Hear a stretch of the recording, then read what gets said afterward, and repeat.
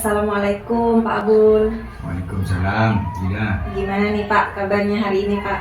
Alhamdulillah baik. Alhamdulillah ya Pak. Sebelumnya terima kasih nih Pak karena sudah meluangkan waktu untuk bertemu dengan saya. Dan pada kesempatan kali ini saya nantinya akan banyak belajar nih pada Pak Abul terkait tugas saya Pak sebagai calon guru penggerak angkatan 11, khususnya di modul 3.1, yaitu demonstrasi kontekstual tentang pengambilan keputusan yang berbasis nilai-nilai kebajikan sebagai pemimpin. Nah, di sini Pak ada beberapa hal yang ingin saya tanyakan. Selama ini bagaimana nih Pak Abul dalam mengidentifikasi kasus-kasus yang merupakan dilema etika atau bujukan moral Pak? Ya, terima kasih Bu Ida. Memang di sekolah kita ini dua kasus ini sering terjadi. Kemudian bagaimana saya mengidentifikasi? Caranya yaitu ketika ada dua keputusan, di mana keputusan itu harus diambil dari persoalan yang benar melawan benar, itu masuk dalam dilema etika. Yang kedua, apabila ada keputusan benar melawan salah, itu termasuk bujukan moral. Jadi di situ kita akan bisa mengidentifikasi kasus-kasus tersebut. Iya Pak. Nah, bagaimana nih Pak Abul dalam menjalankan pengambilan keputusan di sekolah, terutama untuk kasus di mana ada dua kepentingan yang sama-sama benar atau sama-sama mengandung nilai kebajikan? Ya, untuk mengambil keputusan itu tentu saya tidak bisa mengambil keputusan sendirian. Jadi saya pasti akan membentuk tim, di mana tim itu terdiri dari beberapa orang yang saya gunakan untuk dijadikan literatur. Artinya saya ajak untuk diskusi agar keputusan itu tidak menimbulkan hal yang malah merugikan. Jadi dibentuk tim begitu ya Pak? Tim. Nah, langkah-langkah atau prosedur seperti apa nih Pak yang biasa Bapak lakukan selama ini? Ya, langkah-langkahnya itu yang pertama saya akan mengidentifikasi dulu apakah kasus ini berat atau ringan. Ini harus diidentifikasi. Yang kedua, yang terlibat itu siapa saja. Artinya apa hanya satu orang, dua orang, atau kelompok, ini harus diketahui dulu. Setelah mengidentifikasi, kemudian baru kita akan membuat rancangan-rancangan untuk menyelesaikan. Dimana rancangan itu kita buat dalam bentuk tim. Berarti melalui beberapa tahapan begitu ya Pak? Nah, hal-hal apa saja nih Pak yang selama ini Bapak anggap efektif dalam pengambilan keputusan pada kasus dilema etika? Yang paling efektif itu ketika saya mampu mengajak semua orang yang terlibat. Di antaranya adalah dari pihak sekolah, dari pihak yang ada kasus, kemudian dari pihak keluarganya, dari tokoh masyarakat dan sebagainya. Ini kami, kalau itu sudah bisa dipertemukan, kita bisa mengambil keputusan lebih cepat. Oke Pak. Nah gini Pak, jika Pak Abul nih dalam mengambil keputusan, apakah memiliki sebuah tata kala atau jadwal tertentu dalam sebuah penyelesaian dilema etika, dan apakah Bapak langsung menyelesaikannya di tempat atau memiliki sebuah jadwal untuk menyelesaikannya? Kemudian bentuk atau prosedur seperti apa nih yang Pak Abul jalankan? Ya. Yang jelas kalau persoalan itu ringan, maka langsung diselesaikan di tempat itu juga. Nah, kemudian tapi kalau persoalan itu menyangkut kelompok dengan kelompok, ini tentu akan memerlukan waktu yang lebih lama. Karena harus melibatkan tim. Karena harus melibatkan tim dan kelompok-kelompok yang berkasus tadi. Nah begini Pak, ada tidak Pak seseorang atau faktor-faktor yang selama ini mempermudah atau membantu Pak Abul dalam pengambilan keputusan, terutama dalam kasus-kasus dilema etika tadi Pak? Ya, tentu di internal sekolah ini adalah tim saya, Di antaranya wakil kepala sekolah, humas dan sebagainya itu. Kemudian dari eksternal adalah komite dan tokoh masyarakat yang ada di sekitar sekolah. Begitu Pak. Nah, dari semua hal yang sudah disampaikan Pak Abul nih, pembelajaran apa yang dapat Pak Abul petik dari pengalaman ketika mengambil keputusan terkait kasus dilema etika, Pak? Ya. Pelajaran yang bisa saya petik itu adalah ketika kita akan mengambil sebuah keputusan, kita harus benar-benar mempertimbangkan risiko dan dampaknya. Ini yang harus kita betul-betul perhatikan. Karena ketika kita salah dalam mengambil keputusan, bisa jadi yang seharusnya berdampak kecil bisa menjadi berdampak besar. Jadi harus benar-benar memperhatikan ke belakangnya seperti apa, begitu ya Pak. Karena nanti jangan sampai dari pengambilan keputusan itu nanti ada pihak yang dirugikan, mungkin begitu ya Pak. Terima kasih sekali Pak, karena apa yang sudah disampaikan Pak Abul tadi sepertinya sangat menginspirasi dan banyak pelajaran yang dapat saya ambil. Mungkin nih Pak, nanti ke belakangnya atau ke depannya saya ini kan sekalipun tidak menjadi seorang pemimpin dalam lingkup besar, dalam lingkup di kelas atau di sekolah, saya akan banyak belajar nih tentang pengambilan keputusan. Ada tidak Pak trik-trik yang Pak Abul bisa sampaikan pada saya nantinya yang bisa saya jadikan pelajaran begitu Pak? Yang penting bina komunikasi yang baik. Jadi hubungan yang baik, insya Allah semuanya akan baik-baik saja. Intinya harus menjalin kolaborasi yang baik begitu ya Pak? Komunikasi dan kolaborasi yang baik. Terima kasih Pak sekali lagi untuk waktunya. Apa yang sudah disampaikan Pak Abul ini juga sangat luar biasa. Saya sampaikan terima kasih banyak. Assalamualaikum Pak Abul. Waalaikumsalam. Ya, sama-sama.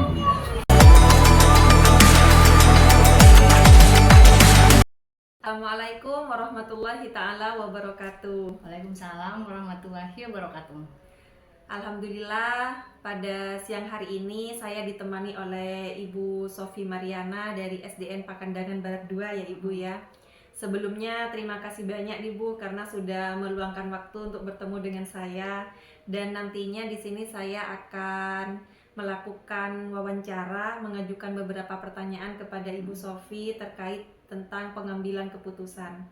Dan tentunya Ibu Sofi sebagai kepala sekolah memiliki pengalaman yang real, pengalaman yang luar biasa yang nantinya bisa menjadi pandangan saya ke depannya dalam mengambil keputusan yang baik, begitu ya Ibu? Baik Ibu, begini nih Bu, selama Ibu menjadi kepala sekolah, bagaimana nih Ibu dalam mengidentifikasi kasus-kasus yang merupakan dilema etika ataupun bujukan moral? Jadi sebenarnya selama ini kita sering dihadapkan pada permasalahan-permasalahan di mana sangat bertentangan ya, antara apakah kita harus memilih ataukah memihak pada sebuah peraturan ataukah kita dalam mengambil keputusan lebih berpihak pada nilai-nilai kebajikan ya.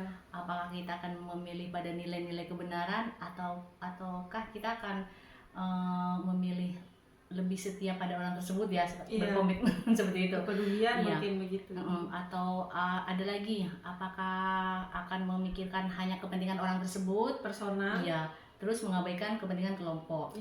Apakah kita juga akan mengambil keputusan yang sifatnya jangka pendek dengan mengabaikan jangka panjang, ataukah kita kan memang benar-benar mau mengambil keputusan yang itu sifatnya tetap akan tidak merugikan dalam jangka panjang seperti itu. Itu memang benar-benar dilema ya.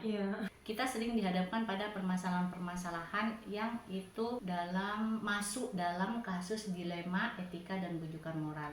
Seperti itu. Jadi ketika saya sebagai seorang pemimpin dihadapkan pada kasus-kasus seperti ini, maka hal pertama yang saya lakukan adalah mencari akar masalah terlebih dahulu. Jadi tidak langsung mengambil keputusan seperti itu. Jadi saya akan mencari akar masalah terlebih dahulu. Faktornya apa seperti itu ya. Kenapa permasalahan itu sampai muncul seperti itu. Hal ini menyangkut misalnya waktu, terus personal dan orang-orang ataupun kepentingan-kepentingan sehingga orang tersebut tiba pada sebuah permasalahan tersebut seperti itu.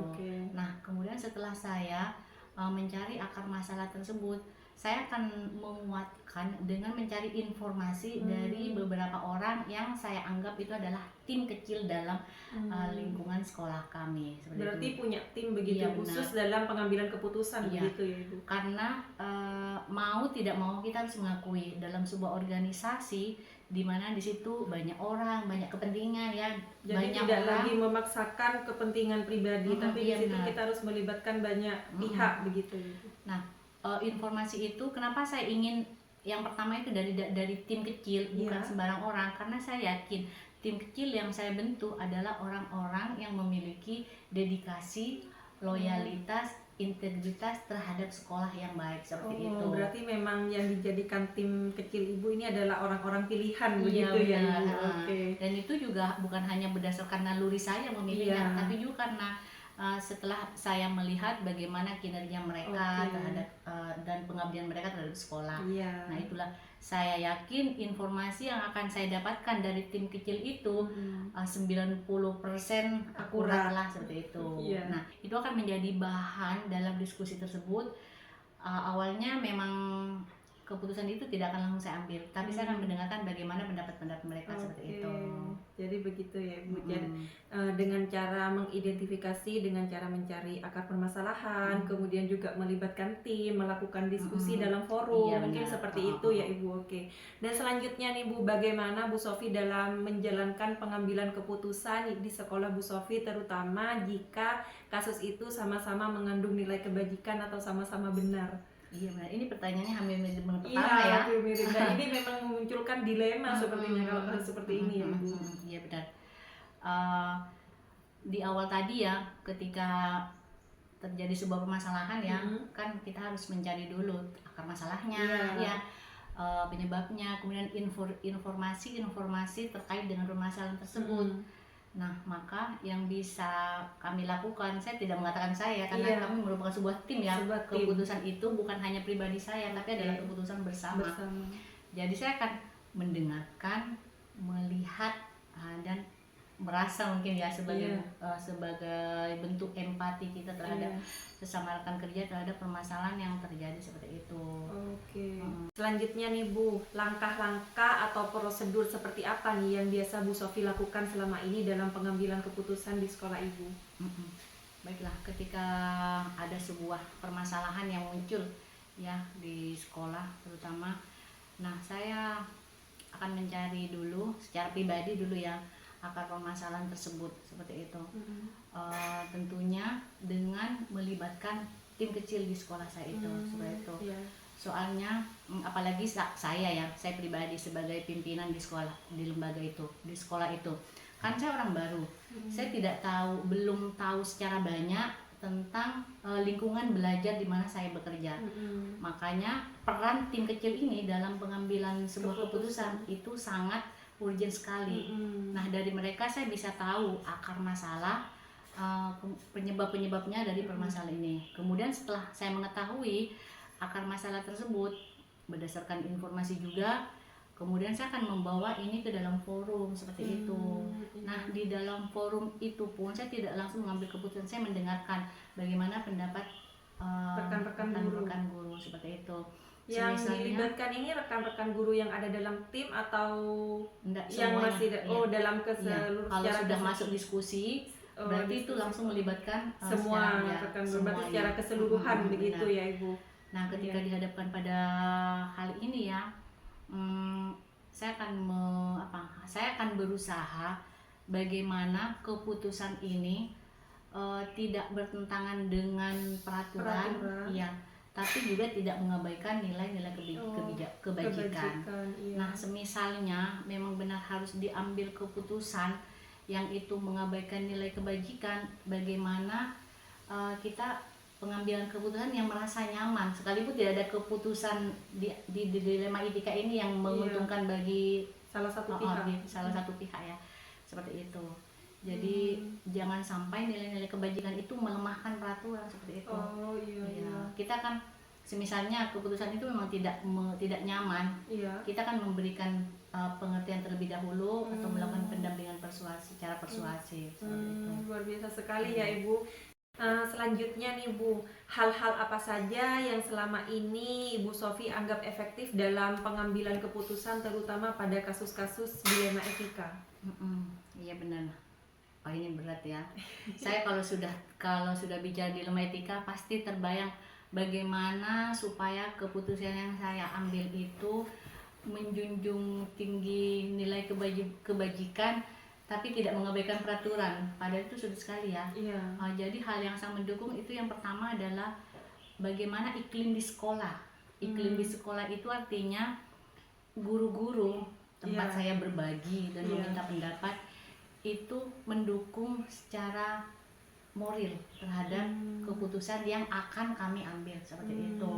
Apapun dampaknya ya, apapun yang akan terjadi, tapi sekalipun itu tidak nyaman sekalipun atau bertentangan dengan beberapa keinginan dari rekan-rekan guru ya, bagaimana mereka bisa menunjukkan keputusan yang sudah diambil bersama itu dihargai dan dijunjung tinggi seperti itu.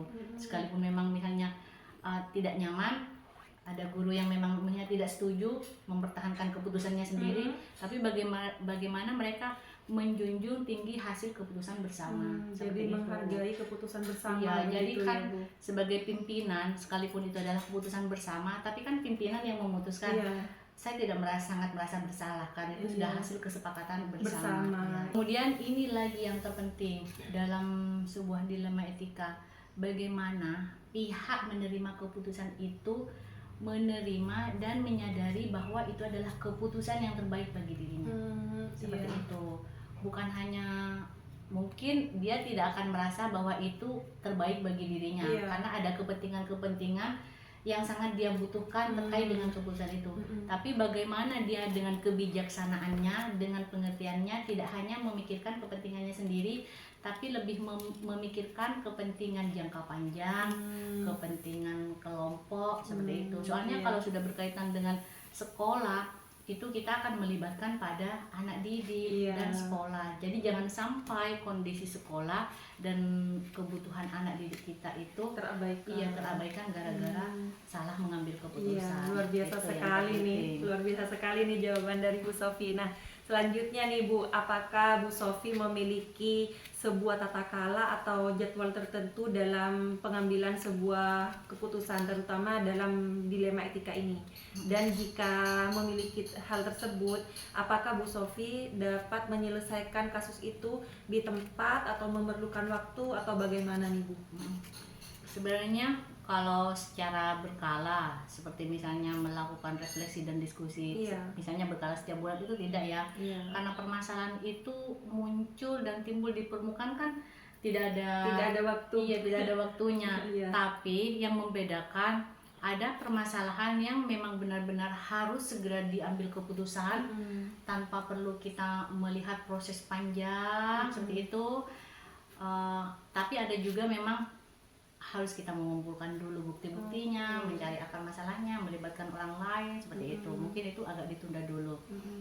Bahkan ada sebuah permasalahan yang harus saya putuskan, baru kemudian setelah diputuskan saya akan menginfokan kepada rekan-rekan guru dan memberikan semacam pemahaman.